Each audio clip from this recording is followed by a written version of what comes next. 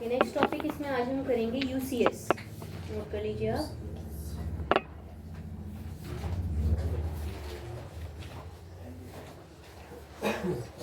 UCS means user coordinate system.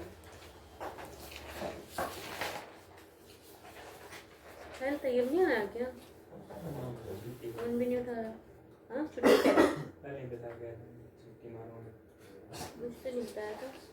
कब? आज के लिए बोला था? मंडे के लिए बोला तो उन्हें 14 और 19 की छुट्टी मांगी। हाँ, पहले बता दिया, दिवाली से पहले बता दिया क्या? मैं 14 की छुट्टी मारूंगा, 19 की। आज 19 थोड़ी, आज तो 20 तारीख है। बस तो यार अपने अम्मा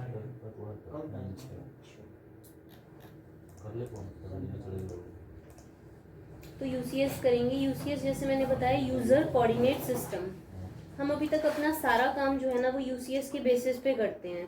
जैसे यूसीएस की पोजीशन होती है उसी के अकॉर्डिंगली हम वैल्यूज प्रोवाइड करते हैं। दूसरा, हम अलग अलग फेसेस में जा के काम करते हैं। हम कभी टॉप में, राइट में, लेफ्ट में, ऐसे अलग अलग फेसेस में जा के काम करते हैं। जैसे फॉर एग्जाम्पल,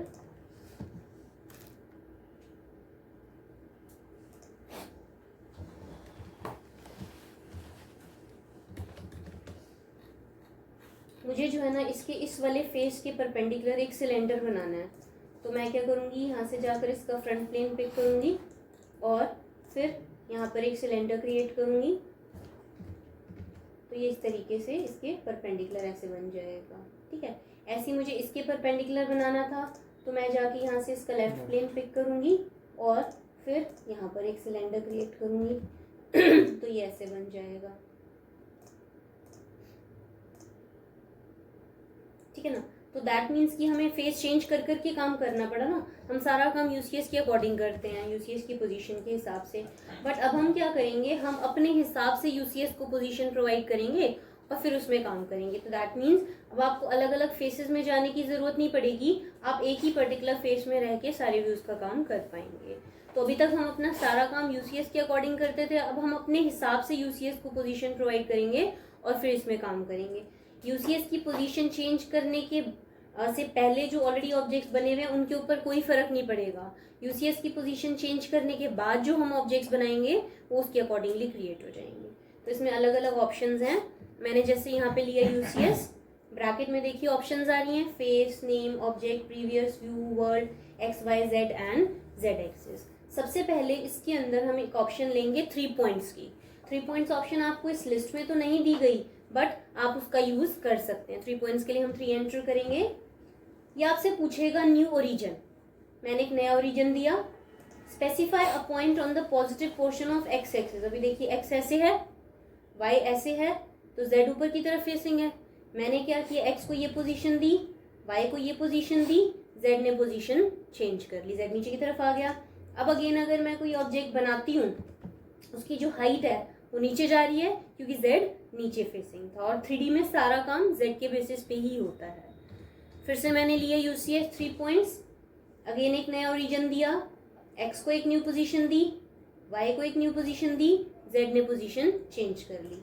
फिर अगेन अगर मैंने कोई ऑब्जेक्ट बनाया तो वो ऐसे बनेगा। तो नोट कर लीजिए ये ऑप्शन है 3 points.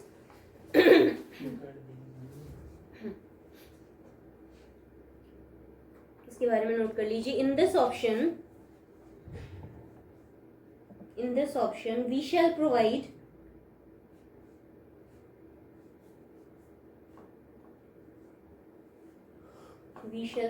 a new position to x and y axis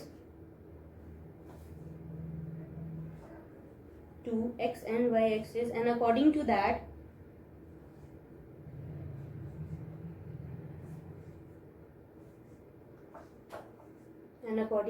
z axis will automatically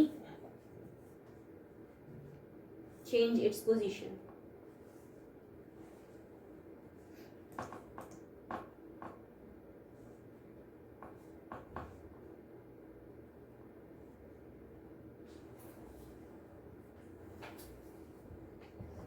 फिर से मैंने ले लिया यूसीएस। नेक्स्ट ऑप्शन इसमें फेस की है।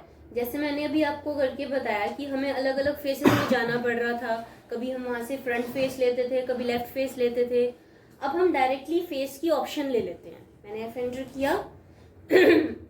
ये आपसे पूछेगा सेलेक्ट फेस। आप जिस भी फेस को सेलेक्ट करके एंटर करेंगे, जेड एक्सिस उस फेस के परपेंडिकुलर आ जाएगा। ठीक है।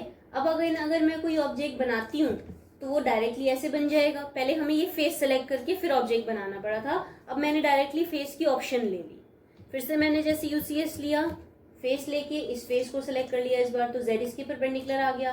फिर अगेन मैंने कोई ऑब्जेक्ट बनाया तो वो ऐसे बन गया। तो अब आपको फेसेस चेंज करने की जरूरत नहीं पड़ेगी, आप डायरेक्टली फेस की ऑप्शन ले सकते हैं। तो नोट कर लीजिए, face Z axis will come perpendicular. Z axis will come perpendicular to the face we select.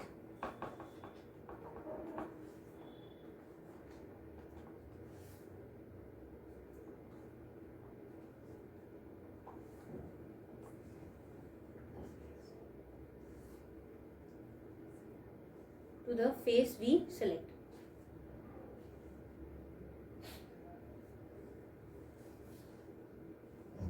फिर से मैंने ले लिया यूसीएस। नेक्स्ट ऑप्शन इसमें नेम्ड की है, ये हम आगे करेंगे। फिर इसमें एक ऑब्जेक्ट ऑप्शन आ जाती है। जैसे अभी मैंने आपको बताया कि हम यूसीएस की पोजीशन चेंज करते हैं और उसके बाद जो हम ऑब्जेक्ट बनाते हैं वो उसके हिसाब से बन जाती है। अब सपोज कि मैंने ये ऑलरेडी एक ऑब्जेक्ट बनाई हुई है, मुझे सम अदर डे दोबारा सेम इसी पोजीशन पे इसी एंगल पे और कोई नई ऑब्जेक्ट बनानी है, तो हम ऑब्जेक्ट के हिसाब से इस बार यूसीएस को अलाइन कर सकते हैं। तो मैंने यूसीएस लिया और मैंने यहाँ से ऑप्शन ले ली ऑब्जेक्ट की। ऑब्जेक्ट में ओबी कैपिटल है। ये आपसे पूछेगा select object to align UCS. उस ऑब्जेक्ट को सेलेक्ट करो जिसके हिसाब से आपको यूसीएस को अलाइन करना है। देखो इसमें डायनेमिक है, चेंज करते हुए भी दिखाता है पोजीशन। आप जहाँ पे भी क्लिक कर दोगे, जैसे मैंने यहाँ इस फेस पे क्लिक कर दिया तो ये इसके अकॉर्डिंगली सेट हो गया यूसीएस। फिर अगेन अगर मैंने कोई ऑब्जेक्ट बनाया, देखिए वो डायरेक्टली ऐसे बन गया। तो इस बार मैंने यूसीएस को ऑब्जेक्ट के हिसाब से अलाइन किया है। ठीक है, तो नोट कर लीजिए ऑब्जेक्ट के लिए हम ओबी करेंगे। UCS will align its position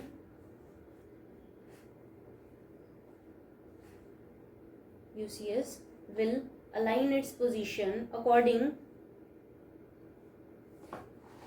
to the object we select.